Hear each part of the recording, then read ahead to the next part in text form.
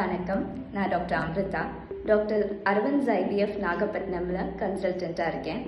இன்றைக்கி நம்ம என்ன பார்க்க போகிறோம்னா ஐயுஐ. பொதுவாக பார்த்தீங்கன்னா 90லேருந்து 95% தம்பதியினர் இயற்கை முறையில் கல்யாணம் ஆன ஒரு 2லேருந்து 3 வருஷத்துக்கு ட்ரை பண்ணுறாங்க. அது சக்ஸஸ் ஆகாத பட்சத்தில் உடனே டிரெக்டாக ஐவிஎஃப் போயிடணும் அப்படிங்கிற மைண்ட் செட்டுக்கு வந்துடுறாங்க.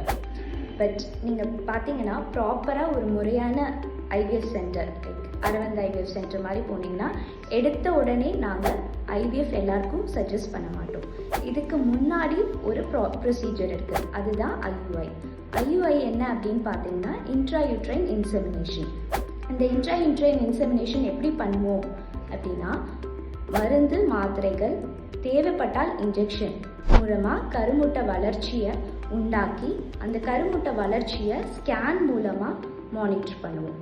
இது குறிப்பிட்ட சைஸ் வந்ததுக்கப்புறமா இன்ஜெக்ஷன் மூலமாக கருமுட்டையை வச்சுட்டு அந்த சமயத்தில் மைக்ரோஸ்கோப் மூலமாக நல்ல விந்தணுக்களை தேர்ந்தெடுத்து கர்ப்பப்பைக்குள்ளே டைரெக்டாக செலுத்திட்டு வரும். இப்போது இந்த ஐயுஐ எல்லாருக்கும் பண்ணலாமா அப்படின்னா அது இண்டிவிஜுவலைஸ் பண்ணி நம்ம கன்சல்டன்ட் பார்த்து டிசைட் பண்ணி சொல்லுவாங்க. இதனோட மேக்ஸிமம் இதை எத்தனை சைக்கிள்க்கு பண்ணலான்னா 6 சைக்கிள்ஸ் வரைக்கும் பண்ணலாம். ஸோ டைரெக்டாக ஐவிஎஃப் போகிறதுக்கு பதிலாக இது ஒரு ஆப்ஷனாக கன்சிடர் பண்ணுறது பெட்டர். நன்றி, வணக்கம்.